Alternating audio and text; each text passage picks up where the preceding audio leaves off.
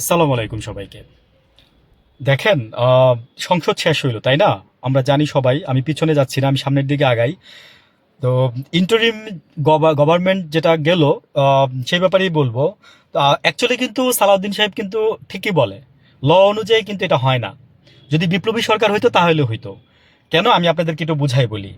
কারণ উনি হয়তো বুঝছে, হ্যাঁ, উনি হয়তো মনে করেন যে আপনার ওই বসে বসে সংবিধানই বুঝছে। মানে ব্যঙ্গে সব বলতে চাচ্ছি না। তো উনি হয়তো সংবিধানই এতদিন বুঝছে। তো উনি সংবিধানটাকে খুব ভালো করে রপ্ত করছে। আমরা ছোটবেলায় যেমন মানে পড়তে পড়তে মানে যেটা মানে মনে আছে আমার, আমরা ম্যাথও মুখস্থ করে ফেলতাম। মানে পড়তে পড়তে আগে তো ম্যাথ ইংলিশ এগুলো মানুষ ভয় পেত, কারণ ওইভাবে ছিল না, চর্চা ছিল না। এখন তো আপনাদের সিলেবাস অনেক শর্ট করে নিয়ে আসা হয়েছে, দ্যাটস ওয়াই আপনারা এগুলো বলতেও পারেন, করতেও পারেন। এখন ইন্টারিম যে গভর্নমেন্টটা করা হয়েছে সেটা ল অনুযায়ী হয় না। কেন জানেন? যে কনস্টিটিউশনে, আই মিন সংবিধানে লয়ের কথা, মানে এই অন্তর্বর্তী ইন্টারিম গভর্নমেন্টের কথা বলা নাই। এই জন্যই কিন্তু আপনার জুলাইয়ের যারা ছিল তারা এভাবে মেনে আসছিল যে আম, মানে জুলাইয়ে বিএনপি মেনে আসছিল যে তারা মানে, কিন্তু সালাউদ্দিন সাহেব তো যে চালাকিটা করলো সেটা তো আমরা পরে দেখতেই পারলাম যে উনি কি চালাকিটা করছে। তে নিয়ে হয়তোবা আপনারা সবাই জানতেন, হয়তোবা আমরা বাংলাদেশের মানুষই বোকা ছিলাম সবাই। বোকা না, আসলে বলবো কি জানেন, যে এটা হচ্ছে একটা সুযোগের সদ্ব্যবহার করলেন, প্লাস হচ্ছে যা আপনারা একটা চালাকি করলেন আর কি।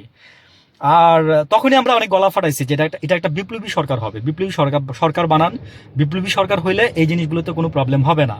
বিপ্লবী সরকার আপনারা বানান নাই, বা বানাইতে পারেন নাই, বা যাই হয়েছে হয়েছে, আপনারা করতে পারেন নাই। ৭২-এর সংবিধান চতুর্থবার, হ্যাঁ বলতেছি, মানে শেখ মুজিবুর রহমান সাহেব চতুর্থবার এটা এসে সংশোধন করছিল। আপনারা পঞ্চম সংশোধনী করেন সংবিধান, আপনারা পঞ্চম সংশোধনী করে এই সংবিধান থেকে যা যা কিছু করার, তারপরে তারপরে আপনারা এইগুলো আপনার সংবিধানের মধ্যে ঢুকাইতে পারবেন আর কি। বুঝছেন? আপনারা এই যে অধ্যাদেশগুলো সুপ্রিম কোর্ট থেকে, সেগুলো আপনার এই যে রায় হয়ে আসবে, তারপরে সেগুলো আপনার আইন হয়ে ঢুকবে, এরকমই জানি আর কি। এখন আসলে এগুলো সাধারণ যারা আছেন আপনারা বুঝবেন না, বা সংবিধান নিয়ে যারা নাড়াচাড়া করেন তারাই হিমশিম খাওয়া যায়। বাংলাদেশের মানুষ যারা আছেন আপনারা তো তারা, আমি আর কি বলবো, যে বলার মতো। তবে যে জিয়াউর রহমানও এই সংবিধানের মাধ্যমে আর এই গণভোটের মাধ্যমে ক্ষমতায় আসছে, হ্যাঁ মনে রাখেন। আর হচ্ছে যে আহ, মানে সবকিছুর ঊর্ধ্বে হচ্ছে, সংবিধানে বলা আছে এটা, যে সবকিছুর ঊর্ধ্বে হচ্ছে জনগণের মতামত। মানে গণভোট বা মতামত, এই মতামত যেখানে যাবে সেখানে সংবিধানও তার নিচে থাকবে।